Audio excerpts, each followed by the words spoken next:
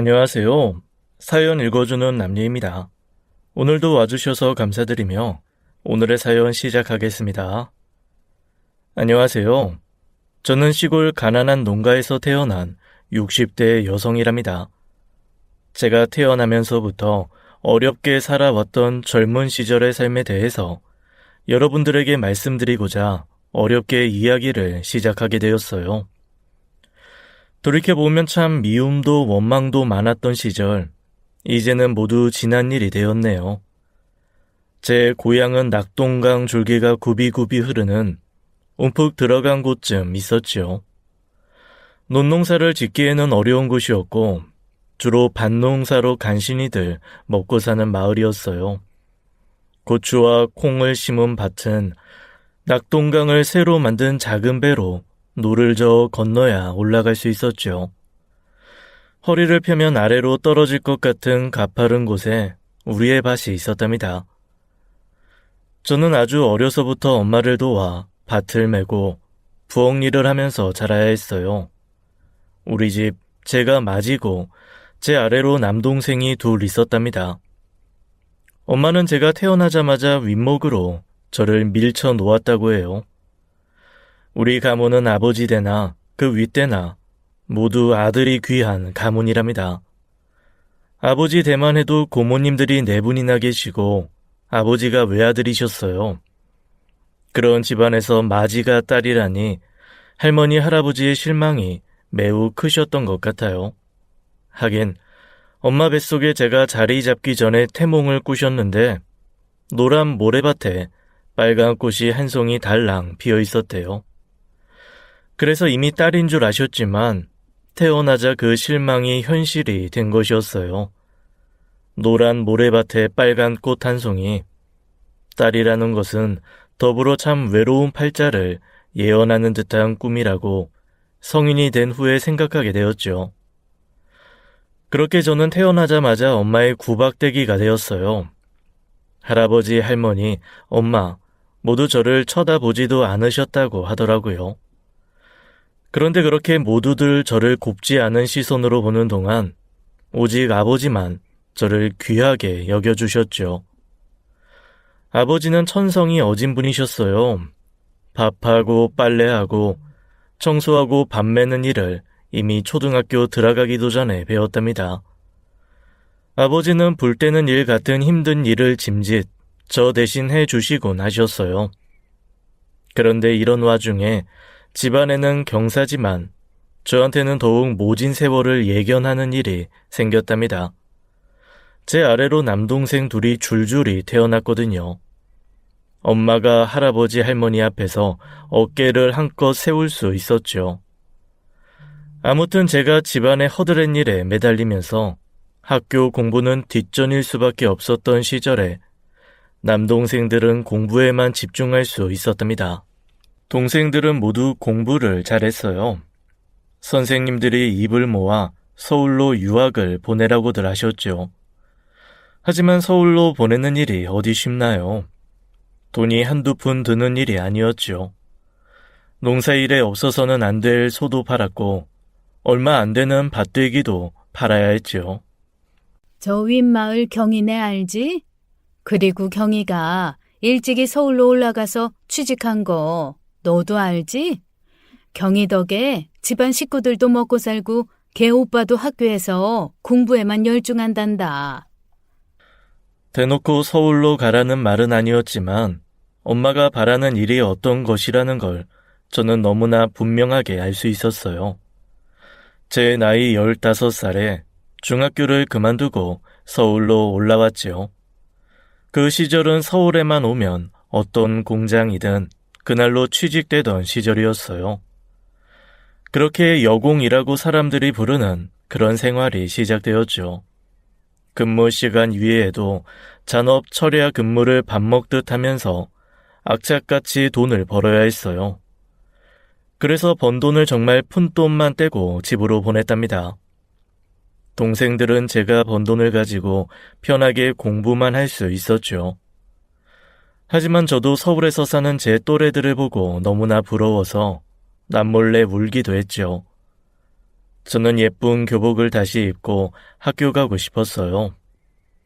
엄마는 제가 무슨 돈 찍어내는 기계라고 생각하셨나 봐요. 버는 돈의 거의 전부를 집으로 보냈지만 윗동네 경이는 얼마를 보냈다더라, 아랫집 미양이는 얼마를 번다더라 하면서 비교를 하실 때는 정말 엄마가 원망스러웠어요. 엄마의 편지가 왔다 하면 두렵기까지 했죠. 예식이하고 예준이 다음 달에 소풍이다. 비용이 필요하구나. 반장 부반장이니 안 보낼 수도 없고 말이다. 그러면 저는 집에 보내고 남은 푼돈을 헐어서라도 집에 보내야 했어요. 예식이 사전하고 참고서 사야 한다. 돈 좀 더 보내라. 그놈의 돈의 디귿자만 들어도 지긋지긋했답니다. 하지만 저는 그 푼돈이나마 모아서 학교에 다시 가고 싶었어요. 그러나 지금 상황에서는 꿈도 못 꿀 일이었죠. 그래, 나중에 검정고시라도 하자라고 생각하고 그때를 상상하며 하루하루 힘겹게 버티고 있었어요. 오직 아버지만 저의 이런 꿈을 아시고 안타까워하셨죠. 밭대기 팔고 소 팔아서 만든 돈으로 동생들이 서울로 올라오고 나서도 제가 버는 돈은 모두 동생들 공부하는 데 쓰였죠. 저를 위한 것은 아무것도 없었어요. 오직 동생들의 앞길을 위해 숨을 제대로 못 쉬고 일에 매달려야 하는 모진 세월이었답니다. 그러던 어느 날 정말 반가운 일이 생겼어요. 태어나서 고향 땅을 떠나시는 일이 거의 없으셨던 아버지가 저를 찾아 서울로 오신 것이었죠. 저는 정말 뛸 듯이 기뻤답니다. 기양아, 인들 미안하구나. 애비가 변변치 못해서 너를 고생시키고 있으니 말이다. 하지만 귀영아, 너는 누가 뭐래도 우리 집 맞이고 나한테는 천하에 둘도 없는 맏딸이고 우리 집의 고명딸이다. 너무 죽어 살지 말아라. 네 할 말하고 네 몫을 조금이라도 챙기거라. 그래서 너도 적어도 고등학교는 나와야지.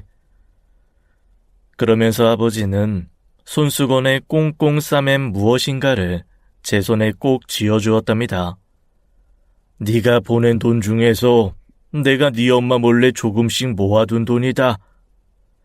몸이 힘들겠지만 이걸로 검정고시 준비라도 해라. 그래야 애비 마음이 조금이라도 편할 것 같구나. 아버지, 저 이 돈 받을 수 없어요. 아버지 말씀대로 저 언젠가는 꼭 공부를 다시 시작해서 고등학교까지는 마칠 거예요. 그렇지만 제가 더 큰 회사로 옮기고 월급 더 많이 받게 되면 저축이 더 늘 거고 그걸로 공부할 거예요. 아버지 농사일로 여기저기 편찮으시잖아요. 이걸로 약이라도 지어 드세요. 차마 저는 그 돈을 받을 수는 없었어요. 결국 저는 아버지께서 그 돈을 도로 가져가시게 했답니다. 엄마에게서 돈을 독촉하는 편지와 연락은 끊이지 않고 계속되었어요. 하다못해 날씨가 쌀쌀해져서 동생들 코트 하나씩 사 입혀야 하는데 그 돈까지 제게 요구하는 것이었죠. 저는 구멍난 장갑을 몇 년째 그냥 끼고 사는데 말이에요. 엄마, 저 이제 돈 없어요. 큰 회사로 옮겨도 월급은 쥐꼬리만큼 올랐어요. 제가 회사에서 받는 월급 말고 돈이 어딨어요. 예식이 예준이한테 돈 많이 필요한 거 알아요. 하지만 누울 자리 보고 다리 뻗으랬다고 저한테는 너무 버거워요. 엄마는 다음날 득달같이 회사 전화로 제게 연락을 해오셨어요. 네가 벌어서 공부 잘하는 네 동생들 모두 대학에 보내면 그게 얼마나 큰 보람이냐. 네가 여전히 또 공부할 생각에 집에다 돈을 다 보내지 않는 모양인데 기집애가 고등학교는 나와서 뭘 한다더냐. 그저 네 동생들 공부 마치고 사회에서 보란듯이 출세시키는 일에만 신경 써야 할 거 아니야. 엄마, 왜 딸이라고 공부하면 안 된다는 거예요? 제가 학비 비싼 대학교에 가겠다는 것도 아니잖아요. 그저 고등학교라도 마치려고 노력하고 있는 거예요. 저도 자식이에요, 엄마. 엄마가 낳은 자식이란 말이에요. 엄마 정말 나한테 너무하세요.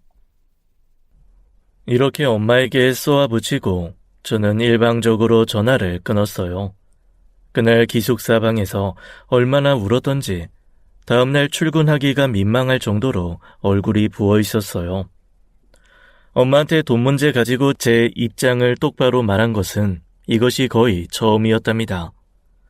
아버지의 말씀이 제게 큰 용기를 준 것이었어요. 엄마는 며칠을 끈질기게 전화를 하시더라고요. 네가 조금 추운 거 참고 네 동생들 변변한 옷 한 벌씩 해주겠다는 걸 그걸 못하겠다는 말이야? 너 아주 태어나면서부터 속을 썩이는 걸 먹이고 입히고 키웠더니 그 대가가 바로 이런 거란 말이냐? 엄마, 윗동네 경이랑 아랫집 미양이랑 저 비교 많이 하셨죠? 미양이네 집은 재봉틀 빌려다가 미양이 엄마가 자식들 옷 만들어 입히신대요. 밭농사 틈틈이 엄마도 그렇게 해보세요. 학비 되는 것도 숨이 차요. 옷값까지 드릴 돈 없어요. 그러니 그건 엄마가 알아서 하세요. 아버지 말씀대로 할 말은 하고 제 몫은 최소한이라도 챙겨야 한다고 생각했죠. 그게 오히려 엄마의 잘못된 생각을 바로 잡아들이는 엄마를 위하는 길이라고도 생각했어요. 하지만 엄마를 생각하면 서럽고 또 엄마가 너무나 원망스럽기도 했답니다. 그렇게 엄마에 대한 서러움과 원망이 제가 나이 들어갈수록 쌓여가기 시작했어요. 공부를 잘하는 동생들은 서울대학교에서도 장학금을 받아가면서 또 한 학기씩 돌아가면서 휴학을 해서 돈을 벌면서 나머지는 제 도움으로 무사히 대학교를 졸업할 수 있었어요. 특히 막내인 예준이는 의대에 진학했기 때문에 돈이 배로 들었답니다. 바로 아래 동생인 예식이는 군 복무를 마치고 남들이 부러워하는 대기업에 입사를 했고요. 막내인 예준이 역시 공중보건의료 군복무를 대신하고 서울대병원에 인턴으로 들어갔답니다. 엄마에 대한 원망은 컸지만 저 역시 동생들이 무사히 대학을 졸업하자 마음이 뿌듯했어요. 저는 여전히 꿈을 포기하지 않은 채 공장 생활을 계속하다가 동생들이 집에 생활비를 대기 시작하게 될 무렵 고향으로 도로 내려갔답니다. 고된 농사일에 편찮으신 아버지 때문에도 제가 고향으로 내려가서 아버지 몫의 일을 해야 했어요. 평생 농사일 말고는 아무것도 모르는 분, 아버지의 손은 마치 가뭄에 갈라진 땅 같더라고요. 그런 아버지가 이제 쇠약하셔서 많이 편찮으신 것이었죠. 거칠기 짝이 없는 아버지의 손을 잡고 한동안 펑펑 울었답니다. 서울에서도 일에 찌들었던 몸, 고향에 내려와도 제 신간은 편할 수가 없었어요. 엄마는 제가 내려오자마자 살림에서도 밭농사에서도 거의 손을 떼시더라고요. 곧 있으면 이제 맏아들인 예식이네 집으로 간다고 입에 붙은 듯 말씀하시곤 했죠. 이제 조금만 있으면 나와 네 아버지는 서울 예식이네 집으로 갈 거다. 내가 그 애들을 어떻게 키웠는데. 이제 네 그 치질이 궁상 떠는 소리도 안 듣게 되겠구나. 엄마, 저 동생들한테 할 만큼 했어요. 그것도 몰라주시는 거예요? 제가 돕지 않았다면 걔들 대학 졸업하는 거 아무리 지들도 같이 노력했다고는 하지만 힘들었을 거예요. 의과 대학 공부가 돈이 얼마나 드는 줄 엄마는 알기나 하는 거예요? 돈이 많이 든 만큼 이제 많이 벌지 않겠니? 예식이네하고 예준이네 돌아가면서 살 생각이다. 네 아버지 병도 걔들이 말끔히 고쳐줄 거야. 그때까지 너도 딴 생각 말고 집안 살림 착실히 해라. 집안이 한미하기는 하지만 동생들이 워낙 잘난 덕분에 장가도 잘 들더라고요. 큰 동생이나 작은 동생이나 사람 하나 보고 사위 삼는 부잣집들로 장가를 갔지요. 올케들도 그 시절에 내노라 하는 대학교를 나온 재원들이었답니다. 큰 올케는 큰 동생인 예식이와 같은 회사에서 만난 사이였고, 둘째 올케도 재벌 회사에서 외국과 주로 접촉하는 비서로 근무하는 부잣집 딸이었어요. 의사 사위 보는 것이 그렇게도 기뻤던지 동생을 거의 금덩어리로 바리바리 싸매서 데려가더라고요. 엄마는 이제 동생들네 집으로 가서 살게 되었다며 너무나 기뻐하셨고요. 당시만 해도 동네의 전화라고는 마을 이장님 댁에 한 대 정도가 있던 때였지요. 모든 전화를 이장님 댁이나 월세 주인집에 가서 받아야 했던 거 기억하시죠?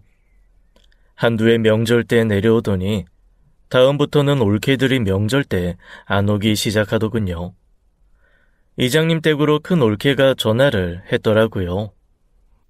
형님, 제가 회사 일이 너무 바빠서 말이죠. 이번 추석에는 아무래도 못 내려갈 것 같아요. 그 대신 추석 세실 만한 비용은 제가 댈게요. 형님이 차례랑 이것저것 좀 챙겨주세요. 사회생활하는 게 어디 쉬워야 말이죠. 형님, 부탁드려요. 큰 올케의 콧소리가 섞인 말도 안 되는 전화였어요. 시집 온 지 몇 해나 되었다고 명절에 시집에 안 내려온단 말인가요? 자네 맏며느리야. 그건 잘 알고 있겠지?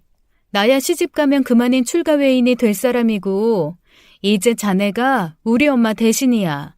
자네가 알아서 차리고 명절 일 다 솔선수범해야 될 사람이라고. 그런데 회사 일 때문에 못 내려온다고? 그 회사 사람들은 명절도 안 쇠니? 더구나 아버지가 많이 편찮으신데 문병 한번 제대로 오지 않았잖아. 군말 말고 내려와서 차례 모시고 명절 자네가 알아서 쇠게. 형님, 저도 그러고 싶죠. 아버님 걱정이 왜 안 되겠어요. 그런데 이 회사가 좀 일이 많아요. 큰 회사가 원래 좀 그래요, 형님. 그 대신 예식 씨가 내려가잖아요. 그걸로 좀 봐주세요. 네?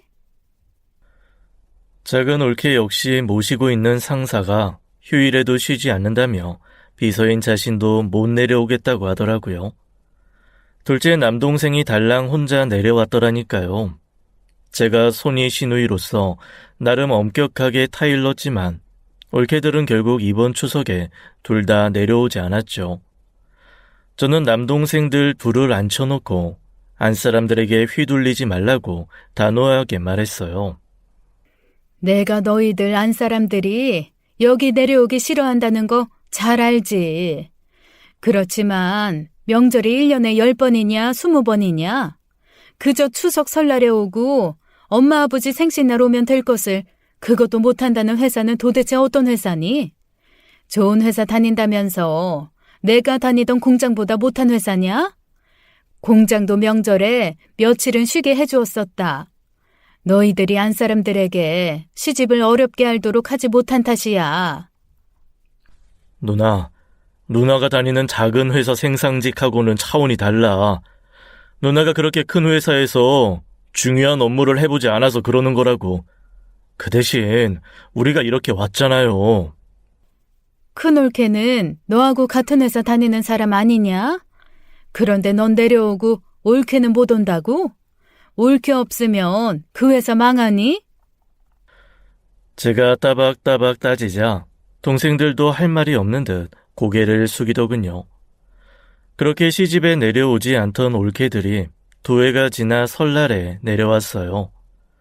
그런데 명절 새로 내려오는 사람들이 긴 손톱에 매니큐어를 바른 것까지는 그렇다 치더라도 일할 때 입을 옷조차 챙겨오지 않았더라니까요. 제 옷을 2벌 꺼내주면서 하나씩 갈아입으라고 했더니 기겁을 하더라고요. 어머 형님, 이 옷을 어떻게 저더러 입으라고 그러시는 거예요. 그리고 예준 씨 말로는 저희가 보내드린 돈으로 형님이 다 준비해 놓으셨다고 그러던데요. 저희 할 일이 뭐가 그렇게 많다고 집에서도 안 입을 옷을 입으라고 그러시는 건데요. 일을 하려면 일할 때 적당한 옷을 입어야지. 그런 옷 입고 기름 튀고 고춧가루 묻을 일을 할 수나 있겠니?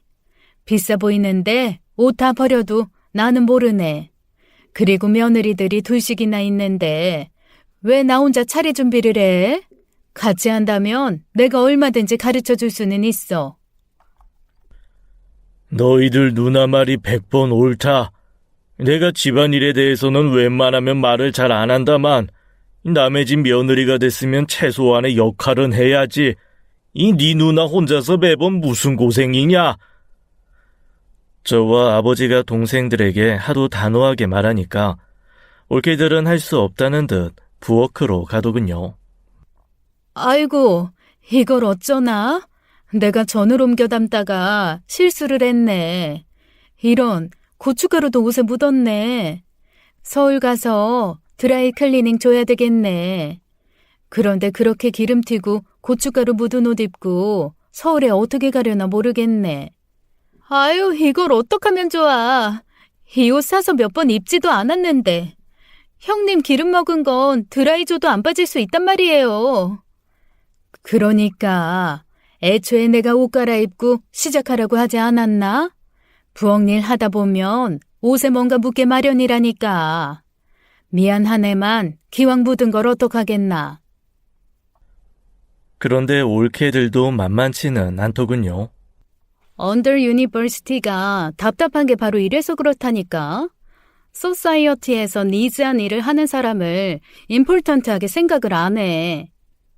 Right, that's right.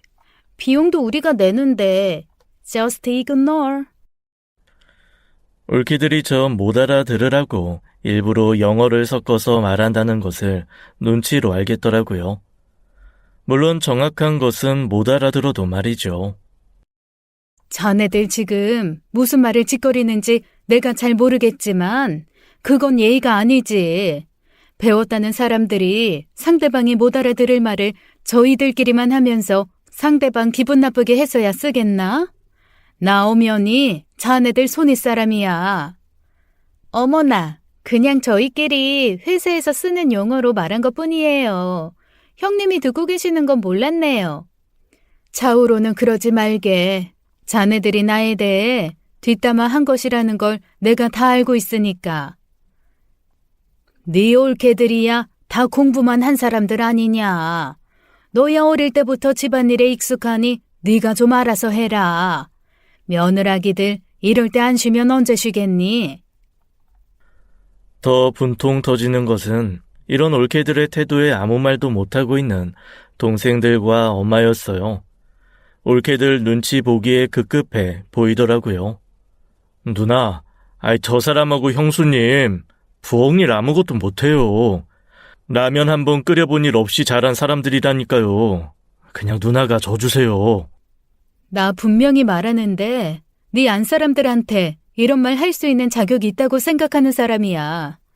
니들이 나 없으면 공부나 마칠 수 있었겠니? 그렇게 해서 공부시켜놨더니 뭐? 안사람들이 라면 한번 안 끓여본 사람들이니 나더러 알아서 하라고? 내가 이 집 부엌대기로 보이는 거야? 아버지가 옆에서 끌끌 혀를 차시면서 한숨을 길게 내시더라고요. 엄마는 여전히 남동생들과 올케들 편들기에 여념이 없으셨고요. 엄마한테는 여전히 저는 안중에 없고 잘나가는 남동생들과 며느리들만 자랑스러우신 모양이더라고요. 하긴 남동생들과 올케들 덕에 우리 엄마가 동네에서 완전 부러움 사는 사람이 되었죠. 저는 씁쓸하지만 남동생들이 이제 우리 집 아들들이 아니라 올케들의 남편일 뿐이라는 것을 인정할 수밖에 없었어요.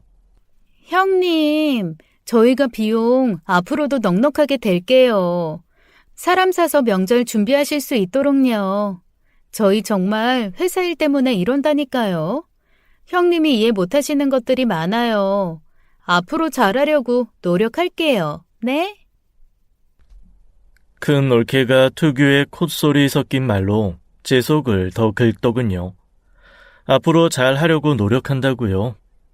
몇 년간 올케들을 겪어본 결과 제 생각은 올케들이 하는 말로 노였어요. 그저 말로만이고 남동생들 또한 여전히 안사람들한테 휘둘릴 것이라는 점을 저는 너무나 잘 깨닫고 있었죠. 그러던 어느 날이었어요. 엄마가 화장실에 가시더니 한참을 안 나오시더라고요. 변비가 있으신가 생각하고 기다렸는데도 너무 오래 안 나오시는 것이었어요. 느낌이 이상해서 화장실 문을 강제로 열고 들어가 보았더니 엄마가 푸세식 화장실에 거의 빠질 만한 상태로 걸쳐 앉아 계시는 것이었어요. 엄마, 엄마 여기서 뭐 하는 거예요? 엄마! 엄마는 아무 말씀을 못 하시더군요. 그리고 움직이는 것도 평상시와 달라 보였어요. 심상치 않다 싶은 저와 아버지는 엄마를 들쳐업고 병원으로 뛰었죠. 그리고 병원에서 청천벽력 같은 소리를 들었답니다. 우리 엄마가 풍을 맞으셨다는 것이었어요. 아마도 몸을 움직이기는 힘드실 것이고 말씀도 어눌하게밖에 못하실 거라고 하더라고요. 정말 하늘이 노랗게 변하는 느낌이었어요. 감옥하시고 침착하신 아버지도 어찌할 바를 모르셨죠. 저는 얼른 서울에 있는 동생들에게 연락을 취했어요. 동생들이 모두 집으로 내려왔더라고요. 저는 동생들에게 상황을 설명했죠. 엄마가 이제 못 움직이실 거라고 병원에서 그러더라. 이젠 누군가가 엄마를 전적으로 돌볼 사람이 필요하다는 건 너희들도 알지? 여기까지 말했을 때 남동생 둘 다 머뭇거리는 것을 저는 눈치챌 수 있었죠. 누나가 알다시피 우리 둘 다 직장 나가는 사람들이잖아요. 우리 집에서 엄마를 전적으로 돌볼 수 있는 사람 없어요. 우리 집도 마찬가지예요. 그리고 형네나 우리네나 이제 어린애들도 키워야 하잖아요. 그러니까 뭔가요? 아들 둘을 엄마가 어떻게 키웠는데 엄마가 아프게 되었는데도 못 모시겠다는 이야기였어요. 아들 며느리가 없는 노인네도 아니고 엄연히 아들이 있고 며느리가 있는데 못 모시겠다는 거야? 엄마가 세상에서 너희들밖에 모르고 사신 건 너희들도 잘 알 거다. 그걸 잘 알면서 엄마를 못 모시겠다고? 배운 사람들은 다 이러는 거냐? 도대체 기초적인 인류는 대학교에서 안 가르치디?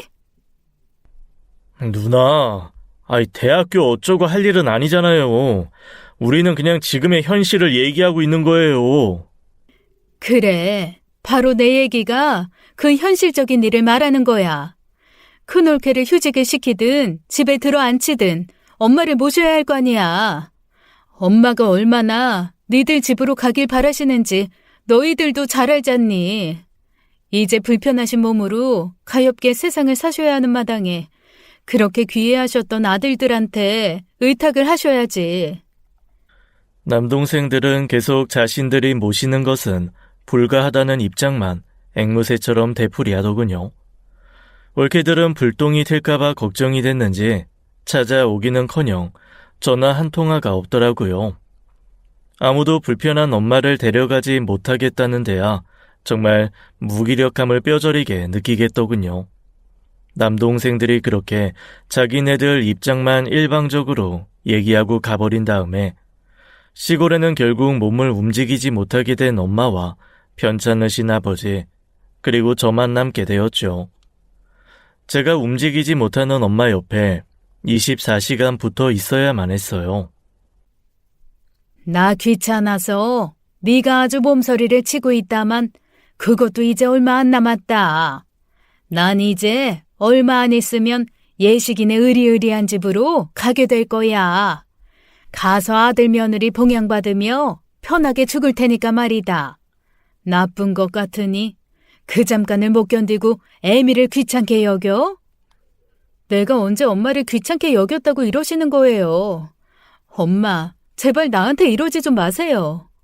나 이 집안에 정말이지 할 만큼 했어요. 나도 공부하고 싶었어요. 고등학교도 나오고 싶었다고요. 그런데 그거 다 포기하고 남동생들한테 양보했잖아요. 엄마는 그런 건 다 잊어버리신 거예요?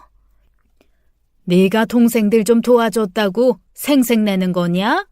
오냐? 실컷 생색내거라. 공부는 아무나 한다든. 너도 이반 80명 중에서 60등밖에 못하던 물건이야. 저 어릴 때부터 엄마 따라 밥 매면서 부엌일하면서 학교 다녔어요. 저도 동생들처럼 공부만 했다면 많이 달라졌을 거예요. 그래, 어디 너 하고 싶은 말 실컷 다 하면서 말대꾸 해봐라. 그 소리 들을 날도 이제 얼마 안 남았어. 내가 얼른 예식이네 집으로 가야지 원. 동생들이 믿긴 해도 어쨌든 생활비는 대주고 있었지만 이제야말로 검정고시라도 해서 고등학교는 졸업해야겠다는 제 꿈은 또 이렇게 깨지고 있었답니다. 엄마가 쓰러졌을 때는 코빼기도 안 베던 올케들이 한참이 지나서 내려왔더군요. 이제 제가 엄마를 모시는 것이 거의 기정사실화 되었다고 생각했나 봐요. 엄마는 여전히 며느리들을 보더니 반색을 하셨죠. 올케들은 손에 바리바리 먹을 것을 사들고 역시 두툼한 돈봉투를 들고 왔더군요. 기영이 어딨니? 짐 챙겨라 어서. 예식이처가 나 데리러 왔나 보다. 큰 올케가 기겁을 하며 마루로 물러 나오더라고요. 그리고는 작은 올케의 옆구리를 찔러 좁은 마당 중앙에 있는 평상으로 나가더군요. 저는 부엌에서 있으면서 올케들이 하는 얘기를 대략 들을 수 있었어요. 어머니가 우리 집으로 옮기고 싶어 한다는 건 잘 알지? 말도 안 되는 얘기지. 지금 승진이 눈앞인데 어머니를 모셔다 나더러 어쩌라고? 저도 걱정돼 죽겠어요. 집에 일하는 사람 하나를 둬도 애 봐주는데도 힘겨워하는데 어떻게 어머니까지 모셔요? 비용이나 넉넉히 대고 지금처럼 여기 계시도록 해야죠. 그래, 못 모셔가겠다는 데야 형님도 어쩔 거야? 억지로 우리 집으로 모셔올 것도 아니고 말이야. 큰 걱정거리 아니야. 일단 걱정하지 말자고. 네, 그래요, 형님. 참, 그건 그렇고 형님네 별장 넓히셨다면서요? 몇 평이에요? 아유, 동선의 거에 비하면 별장이랄 것도 없어. 그것보다도 우리 유진이 이제 바이올린 가르칠 생각인데 너무 이를까? 과외 선생은 학교 들어가서 붙이면 될 거고. 너무 이르긴요. 이름난 바이올리니스트들 다 학교 입학도 전에 시작했다잖아요. 바이올리니스트로 키우시려면 지금부터 시작하셔야 돼요. 세진이는 어때? 공부에 관심 보인다면서? 지아빠 닮아서 일찍이 머리가 트이나 보네. 이런 얘기들을 들으면서 제 분통이 핵폭발하듯 터져버렸죠. 자네들, 지금 엄마가 쓰러지셔서 움직이시질 못하는데 데려가 모시지는 못할 망정 문병차 내려와서 한다는 얘기가 뭐 어째? 내가 억지로 엄마를 떠맡기지는 못할 거라고? 그리고 애들 바이올린이니 과외 선생이니 하는 소리가 지금 나오니? 자네들 정말 사람들이 맞아? 도대체 자네들 머릿속엔 뭐가 들어있는 거야? 며느라기들한테 정말 섭섭하구나. 너희들이 끝까지 너희들 어머니를 못 모시겠다면 어쩔 수 없겠지. 하지만 지금 이런 상황에서 시집에 와서 승진이니 과외니 하는 소리가 입에서 나온다는 사실이 정말 기가 막히는구나. 나와 아버지의 말에 올케들이 조용해지더군요. 하지만 잠시 하던 얘기를 멈췄을 뿐 돌아가더니 이내 연락을 안 하더라고요. 어느 날 갑자기 눈물이 흐르더군요.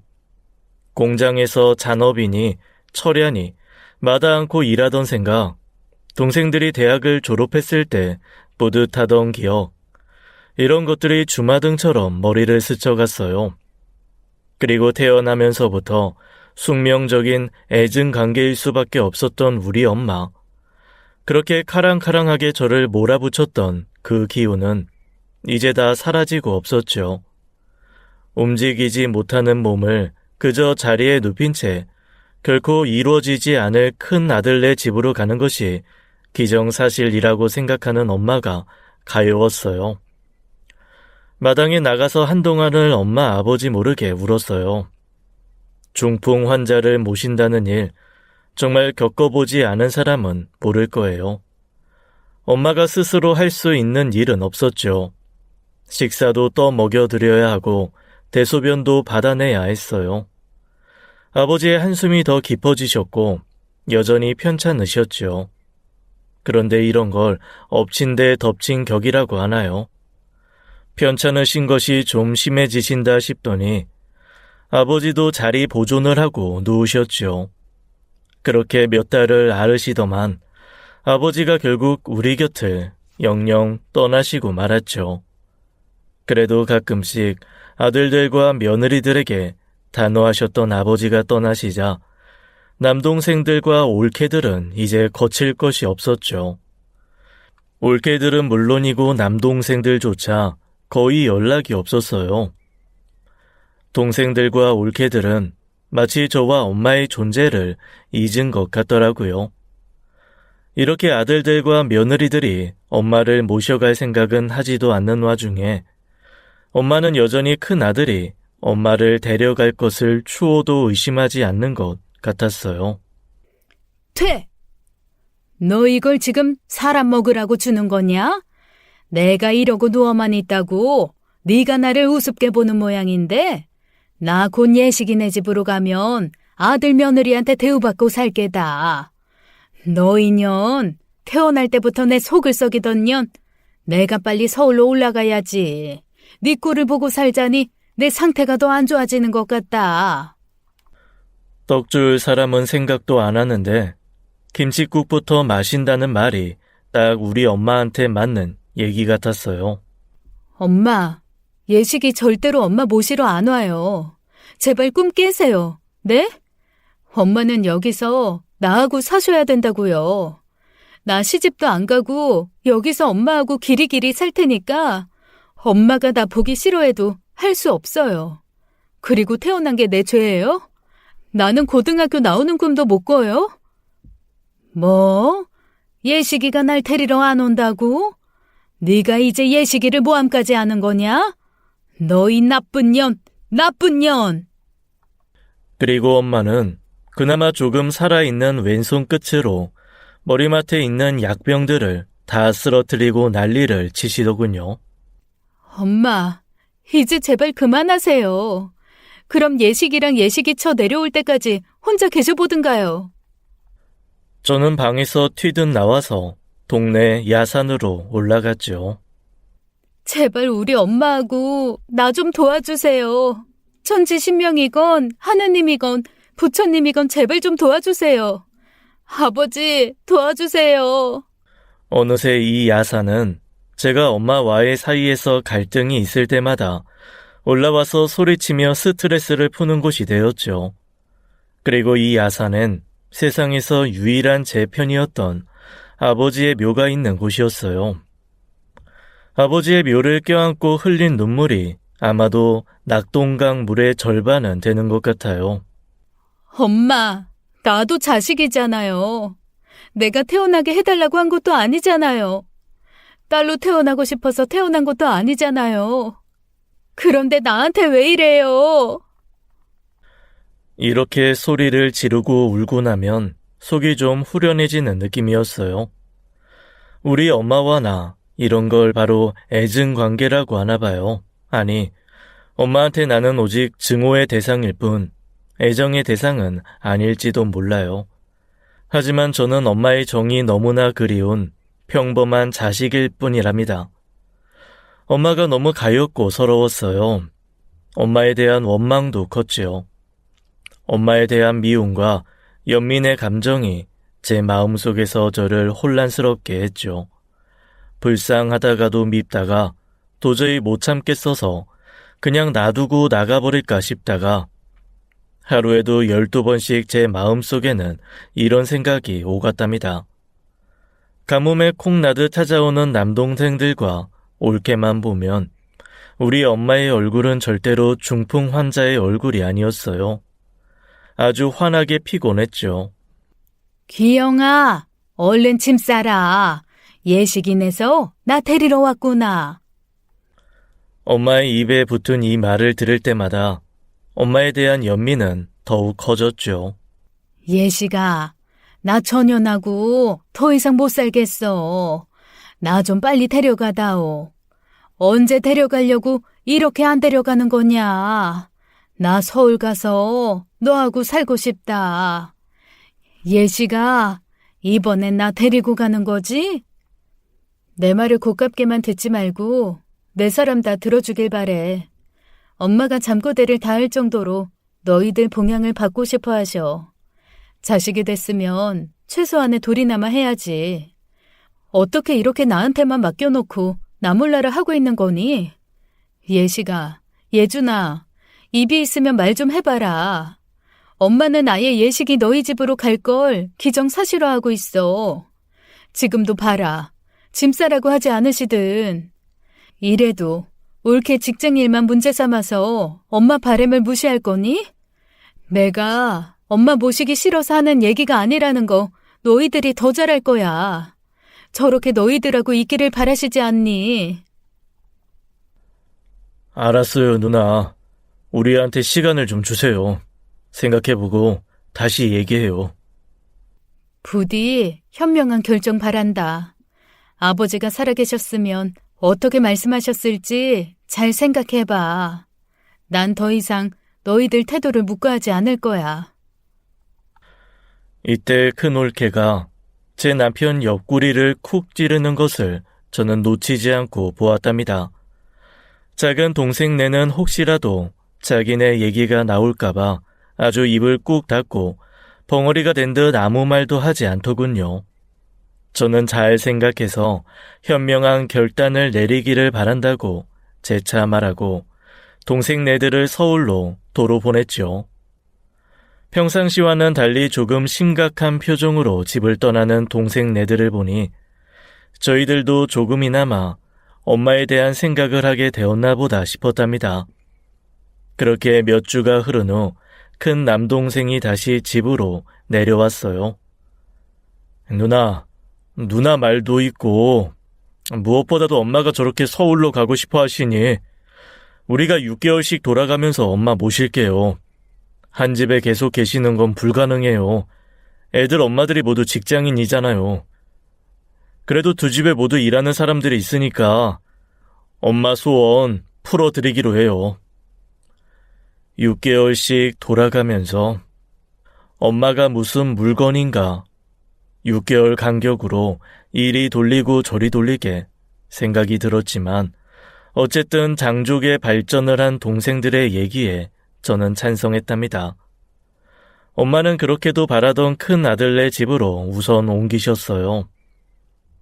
엄마의 그렇게 기뻐하는 얼굴은 아마도 태어나서 처음 보는 것 같을 정도로 마치 처음 소풍 가는 어린아이처럼 들떠 있었답니다. 그렇게 엄마가 서울로 가고 집에는 이제 저 혼자 남았죠. 직접 모시는 것도 아니고 일하는 사람들한테 맡긴다니 걱정이 안 되는 것은 아니었지만 어쨌든 엄마의 소원이 이루어졌다고 생각하니 그래도 마음이 편했답니다. 귀영아, 귀영이 집에 있냐? 네, 아줌마, 저 집에 있어요. 웬일이세요? 아이고, 마침 있었구나.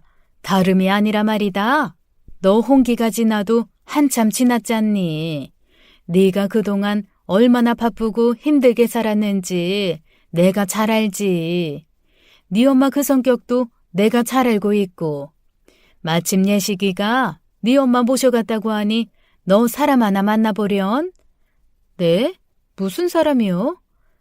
얘는 무슨 사람이기는 무슨 사람. 선보라는 얘기다. 읍내에서 야채 장사하는 사람인데 그쪽도 부모님 모시다가 홍기를 놓쳤단다. 엄마가 먼저 돌아가시고 최근에 아버지까지 돌아가셨대. 너나 그 총각이나 외로운 사람들 아니냐. 비슷한 처지 사람들끼리 한번 만나나 보라고. 난 또 뭐라고요. 아줌마, 저 결혼 생각 별로 없어요. 누가 당장 결혼하라니? 그저 편하게 만나나 보라는 얘기지. 아줌마는 의외로 끈질기게 저를 설득하는 것이었어요. 아줌마가 하도 그러시니 그저 한번 만나나 보자는 생각이 들더군요. 그래서 아줌마에게 그러마하고 며칠 후에 그 사람을 만나게 되었죠. 그 사람은 한눈에 보기에도 선하고 순박해 보였어요. 여자를 만나는 일에 경험이 거의 없는 듯 제 얼굴을 바로 쳐다보지 못하더라고요. 저 역시 그런 일에 익숙하지 않은지라 상대방을 바로 보지 못했고요. 그렇게 첫 만남을 가지고 집으로 돌아와서 며칠이 지난 후 아줌마가 다시 저를 찾아왔더군요. 예, 귀영아. 남자 쪽에서 너를 아주 마음에 들어 한다더구나. 네가 싫지만 않으면 이 일 성사시켰으면 좋겠는데. 사실 동생 둘을 결혼시키면서도 정작 제 결혼 문제는 신경 쓰지 못하고 지나온 세월이었어요. 그런데 사실 저도 그 사람이 싫지 않았답니다. 착해 보이는 인상이 우선 마음에 들었고 아줌마의 얘기로는 착실하고 성실한 사람으로 소문이 자자하다는 것이었어요. 결혼을 결정하고 동생들과 엄마에게 소식을 전했어요. 결혼식은 조촐하게 치러졌죠. 막내 동생만 내려왔더군요. 나머지는 모두 축의금만 보내왔고요. 결혼식 내내 엄마, 아버지 생각이 얼마나 많이 나든지요. 미우면서도 보고 싶은 엄마 생각이 더 많이 나더군요. 남편은 장모에게 첫 인사를 하겠다고 서울로 가자고 했어요. 그래서 우리의 신혼여행지는 갑자기 서울로 정해졌답니다. 가서 엄마가 계시는 큰 동생네 집으로 먼저 갔어요. 가서 애들 고모라고 얘기하자 일하는 아줌마가 올케에게 전화를 걸어 확인을 거친 후 저는 집 안으로 들어갈 수 있었어요. 그런데 집 안에 들어가자마자 이상한 소리가 들렸어요. 자세히 들어보니 엄마가 소리를 지르는 것이었죠. 예시가, 이 아줌마가 아주 나를 구박덩이 취급한다. 예시가. 도대체 무슨 소리인가 싶어서 들어가 보니 엄마답지 않게 저를 보고 반가워하는 것이었네요. 엄마는 큰 동생네서 6개월을 지내고 작은 동생네서 6개월을 지낸 후 다시 큰 동생네로 와 계신 상태였죠. 엄마를 보니 집에 있을 때보다 많이 야위어 보였어요. 귀영아, 식모라는 것들이 말이다. 내가 조금 싫은 기색만 하면 밥그릇 치워버리고 말이다. 목욕시킬 때도 나를 질질 끌어 던지다시피 해. 그리고 오줌 싸고 똥 싼다고 지겨워 죽겠단다. 제때 치워주지도 않아서 등이랑 다 짓물러 버렸어. 아이고. 그러니까 올케들은 손에 물 한 방울 안 묻히고 남한테만 맡겨 놓았다는 것을 보지 않았어도 본 듯 하더군요. 남이 아무리 잘해보았자 자식들만 하겠어요. 거기다 집안 안주인들이 관심도 없어하는 시어머니인데 말이죠. 착잡한 마음으로 엄마에게 남편과 함께 큰 절을 했죠. 그리고는 집으로 다시 내려오려고 차비를 하는데 엄마가 다시 말하는 것이었어요. 예, 귀영아. 나 좀 집으로 도로 데려가줘. 나 여기 서울에는 더 이상 못 있겠어. 이것들이 날 사람이 아니라 아주 짐덩어리 취급해. 귀영아, 나 여기 무섭다. 1년 6개월이 채 되지 않은 사이에 엄마의 기대는 완전히 무너지고 말았다는 것을 알 수 있었죠. 그 1년 6개월 사이에 서울에 여러 번 들려보기는 했지만 이렇게 절실하게 집으로 다시 데려가 달라는 말은 처음이었어요. 동생들과 올케들이 정말 원망스럽고 화가 머리끝까지 치밀더군요. 동생들과 올케들을 다 불러 모았죠. 역시 시간이 없어서 못 간다는 얘기가 돌아왔지만 밤새도록이라도 기다릴 테니 오라고 했어요. 제가 물러갈 기미가 보이지 않으니 네 사람이 꾸역꾸역 큰 동생네 집으로 모이더군요. 엄마를 너희들한테 맡길 때 난 너희들이 이렇게까지 무심할 줄은 정말 몰랐어. 니들이 정말 엄마 자식 맞니? 엄마가 무슨 가구야? 진보딸이야? 그저 처박아두고 밥만 먹이면 되는 게 봉양이냐? 아니, 그 밥도 제대로 얻어먹지도 못하신 모양이더라. 도대체 너희들 엄마가 어떤 상태인지 알기나 하니? 일하는 사람이 다 알아서 했어요, 형님. 그런데 어머니 성격이 웬만하셔야 말이죠. 어머니 때문에 애 잘 돌봐주던 아줌마가 나가버리고 새 사람을 썼다니까요. 아줌마를 몇 번이나 바꿨는지 몰라요. 처음 아줌마가 얼마나 애를 잘 봐줬었는데요. 이 말을 들은 저는 저도 모르게 앞에 있던 물잔을 들어서 옳게 얼굴에 끼얹어 버렸죠. 예기치 못한 제 행동에 모두들 놀라더군요. 뭐라고? 자네 지금 엄마 때문에 아줌마 나간 것만 원망스러운 거야? 왜? 얼굴에 물 맞으니 정신이 좀 나긴 나니? 눈이 커진 걸 보니 그런 것 같네. 엄마를 서울로 보낼 때는 자네나 작은 올케, 그리고 예식이 예준이한테 맡긴 거지 일하는 사람한테 맡긴 거 아니야. 그런데 일하는 사람한테 맡겨두고 신경도 안 써? 부모 자식 간의 관계를 떠나서 사람이 사람을 어떻게 이렇게 취급할 수가 있어? 나 이제 배운 사람들이라면 아주 치가 떨리네. 남편이 저를 말리더군요. 그리고 그날은 그렇게 찝찝하게 헤어졌죠.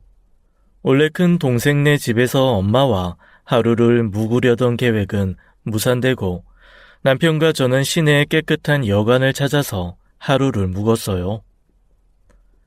귀영씨, 어머니 우리가 도로 모시죠.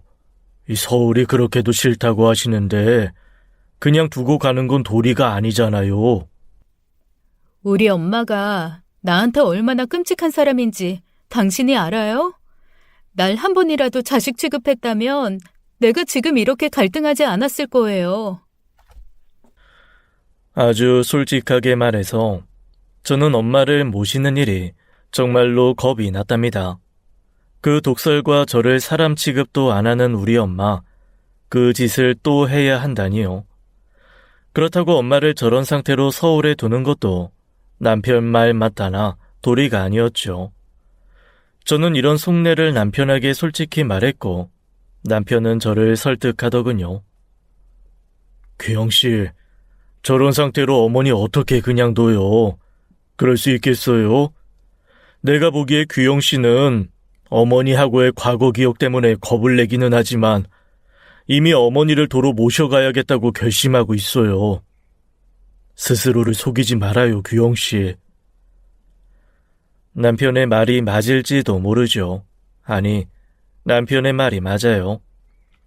저는 이미 엄마를 도로 모시고 내려가기로 결정을 하고 있었던 것이었어요.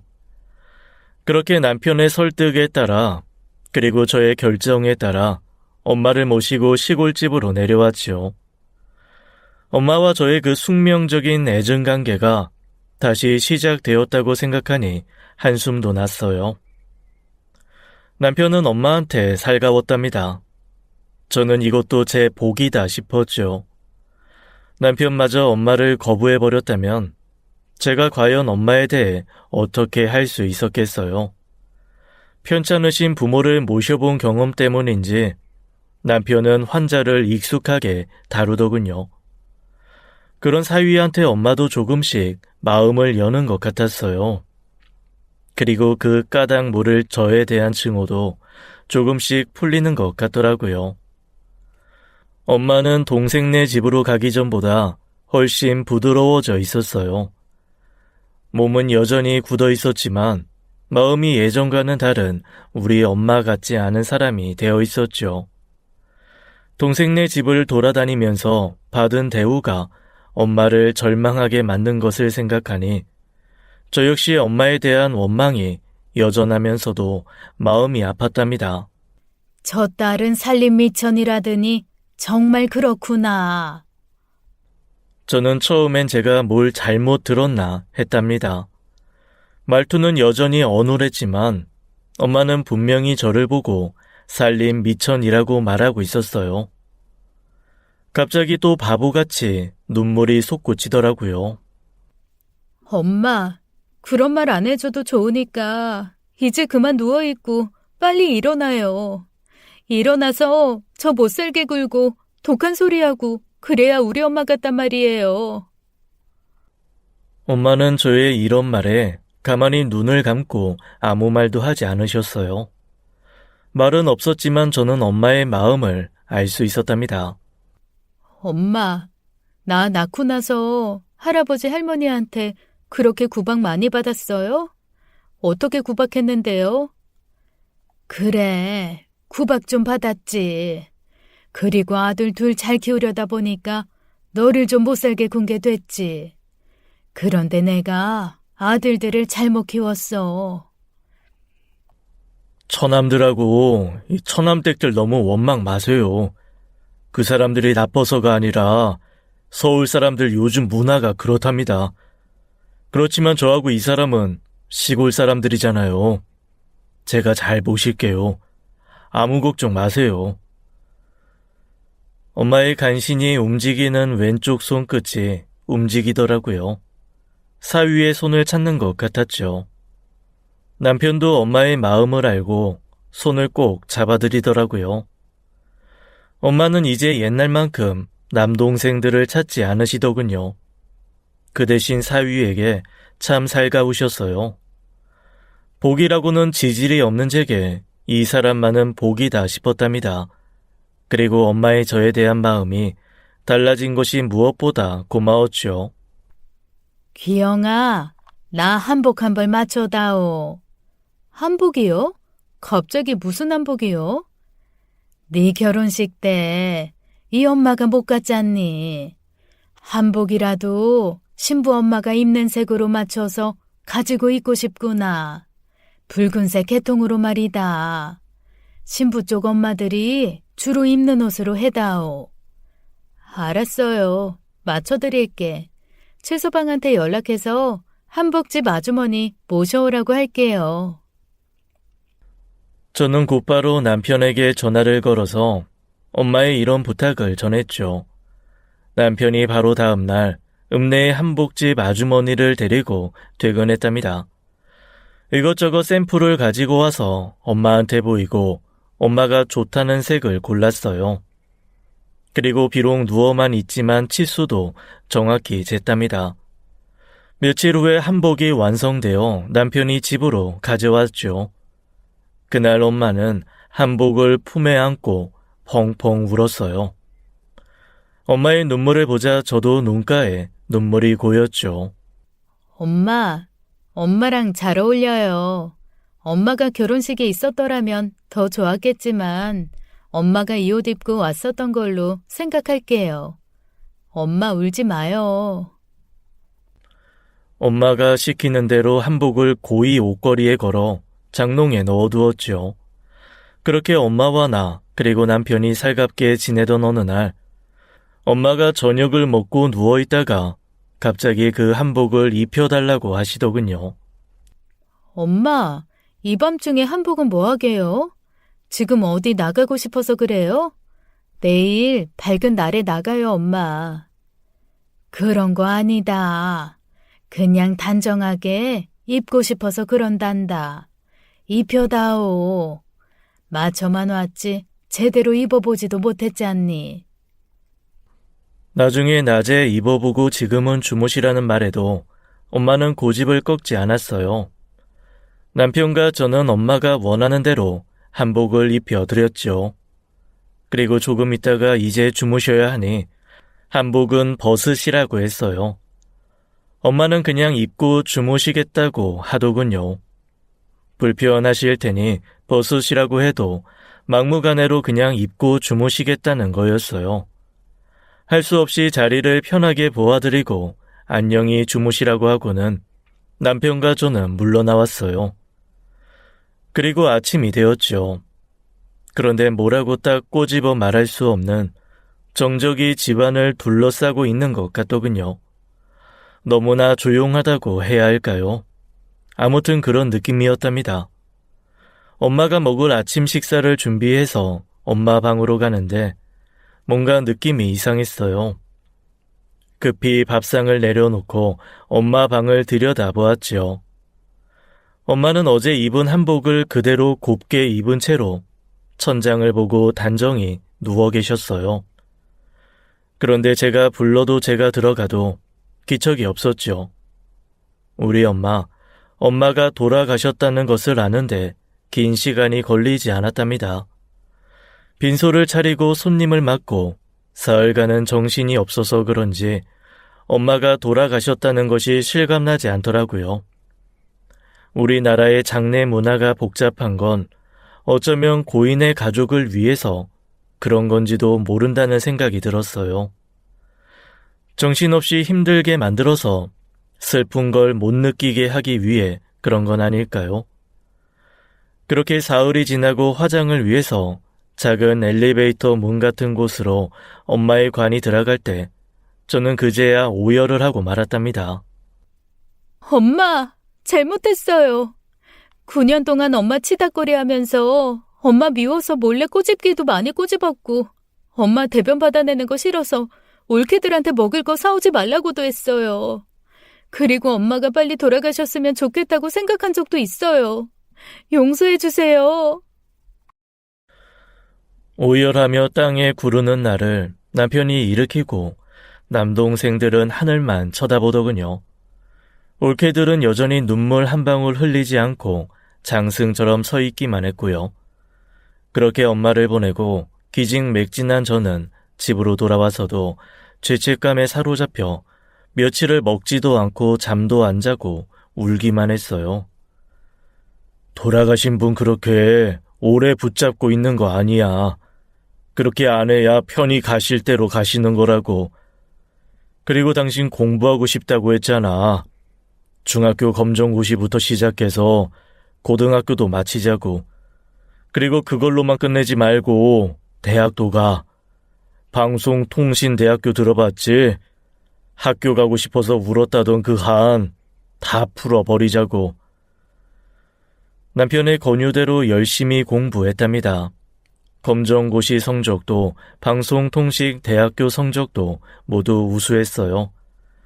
비록 어릴 때는 구박대기였었지만 이제는 엄마도 하늘나라에서 저를 응원할 것이라고 생각한답니다. 지금까지 제 젊은 시절 얘기를 들려드렸어요.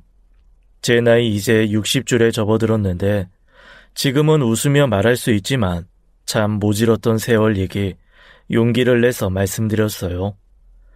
사실 공부가 재밌어서 60이 넘었지만 방송통신대 대학원까지 가고 싶다는 생각을 한답니다. 여러분들도 저를 응원해 주실 거죠? 사연 들어주셔서 감사합니다. 지금까지 사연 읽어주는 남녀였습니다. 끝까지 함께 해주신 여러분 감사드리며 저희는 다음 사연으로 돌아오겠습니다. 감사합니다.